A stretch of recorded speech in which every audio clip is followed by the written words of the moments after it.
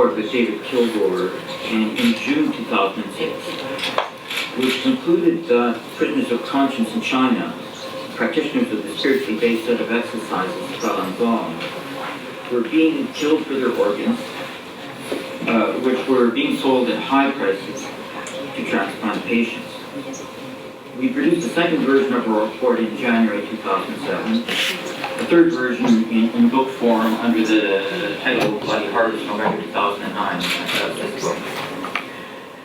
Our report prompted the founding of a non-governmental organization, Doctors Against Organ Harvesting, or DAFO, and that's from that organization. I and Torsten Trey, Dr. Trey, the founder of DAFO, co-edited a book of essays on organ transplant abuse in China, published in August 2012, under the name of State Organism, and that's this book. So I've been on this issue now for almost 7 years, and have co-produced a couple of books on the issue. So it would take me a while to go through all the evidence that led me and other researchers to the conclusion that Falun Gong practitioners are being killed for their organs. But I will mention, sort of in summary form, a few bits of that evidence. One is the calls that investigators made throughout China to hospitals, our investigators, asking the hospitals if they had organs of Falun Gong practitioners for sale, pretending to be relatives of patients who needed transplants, asking for Falun Gong on the basis that Falun Gong practitioners exercise, they're healthy, their organs are healthy.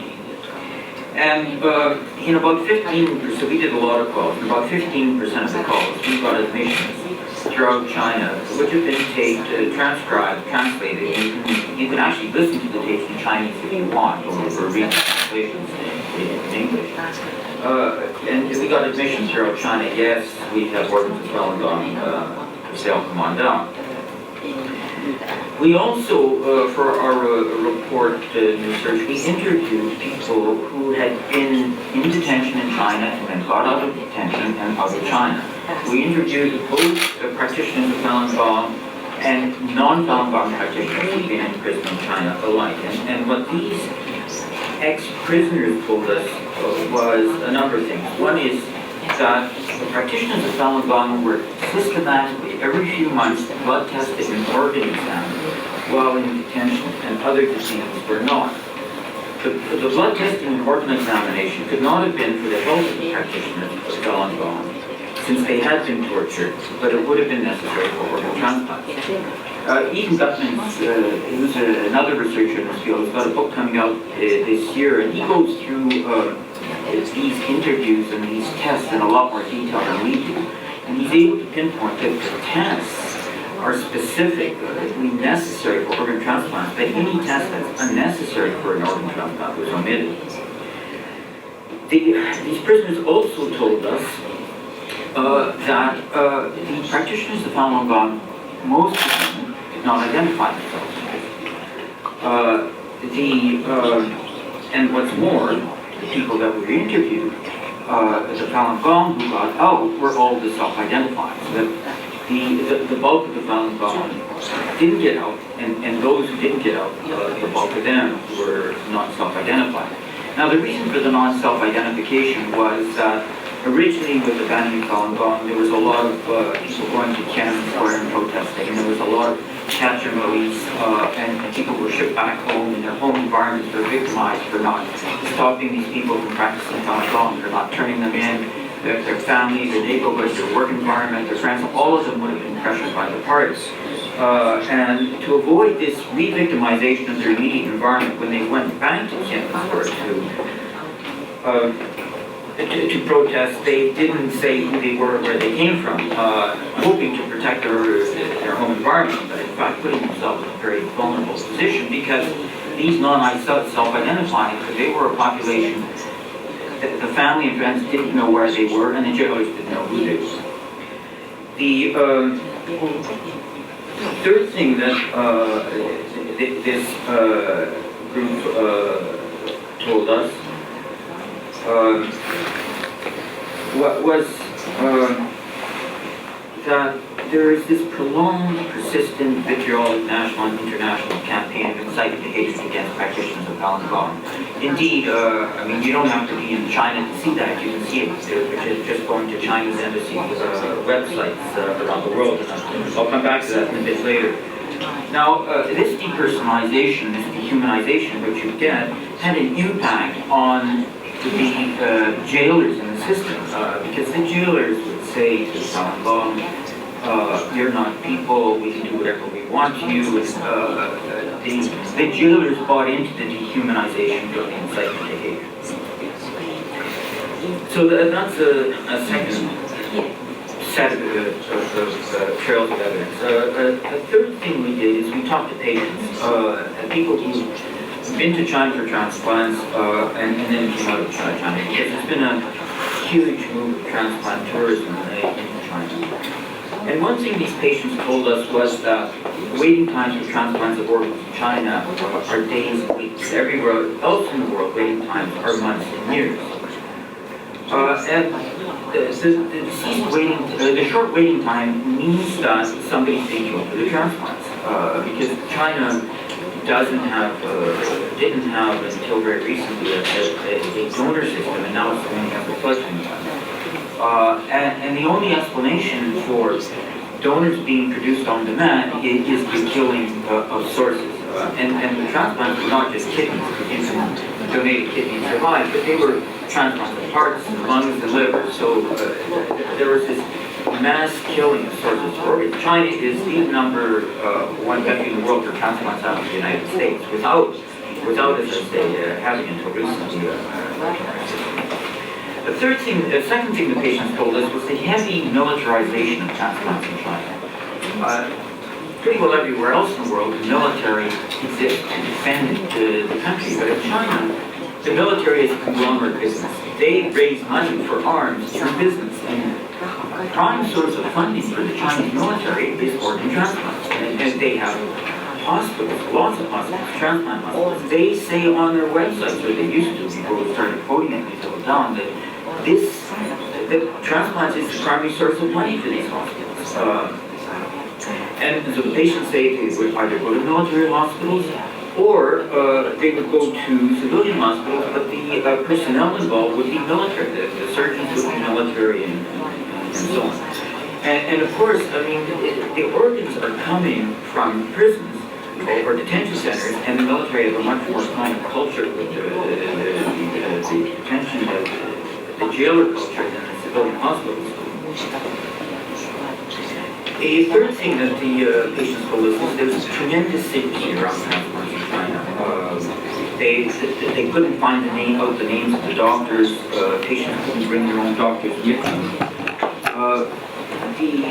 Before our report came out, transplant doctors in China actually used to produce letters saying this is the illness, this is the treatment, these are the drugs, this is what we did.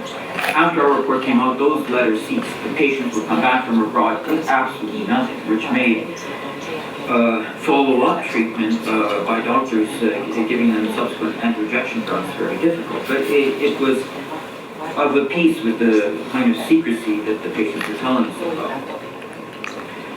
The fourth bit of evidence is the absence of any explanation for the transplant numbers stem sourcing of Falun Gong to their organs. As I mentioned, China is the second largest transplant country in the world after the US, and it did not until 2010 have a deceased donor system. It didn't until 2013 have an organ distribution system, which means it's huge organ wastage in China. The donation system today produces donations which are relatively small, and the organ distribution system, which has been set up, doesn't apply to prisoner organs. It only applies to the tiny system of organ donations. Living donors are limited in law to relatives of donors and officially discouraged because live donors suffer health complications from giving up an organ. When we first began our work, the official Chinese position was that all organs came from donations, even though they didn't have a donation system. They then shifted to saying, yes, well, it was coming from prisoners, but it was all prisoners sentenced to death and then being executed. But they didn't give death penalty numbers. And the way that the death penalty worked, it couldn't have been so. For one thing, the law says there has to be execution within 7 days of sentence. The UN rapporteur on torture went to China and asked to see the death penalty holding cells, and he was told there aren't any because everybody's killed right away. And so there isn't this huge organ donor bank of death penalty prisoners that allows for killing prisoners on demand. Moreover, in recent years, death penalty statistics, not statistics because they don't produce them, but there are death penalty laws which have cut down the number of transplant volume, cut down the number of death penalty executions considerably, partly because the reduction in the crimes for which there's a death penalty, and partly because the system has changed so that only the Supreme Court can impose the death penalty as opposed to the regional courts, which has cut down the volume. As well, there's a huge hepatitis problem in the Chinese prisons, which makes many of the death penalty prisons ineligible for donation. And another factor we looked at is the fact that the standards and mechanisms which should be in place to prevent abuse are not in place, either in China nor abroad. There's right now, and I've seen this develop because this is another area in which I've been working, a huge international mechanism now in place to prevent child sex tourism. There's nothing like that for transplant tourism. The laws about transplant abuse are mostly national and not extraterritorial. There's no functioning international treaty system. I and others are trying to work on that, but right now there's nothing much that's working. Of course, in China, there's no rule of law. It's impossible for victims to go to court to get remedies against the state and Communist Party. Anyhow, I mean, that's just a snapshot of some of the evidence.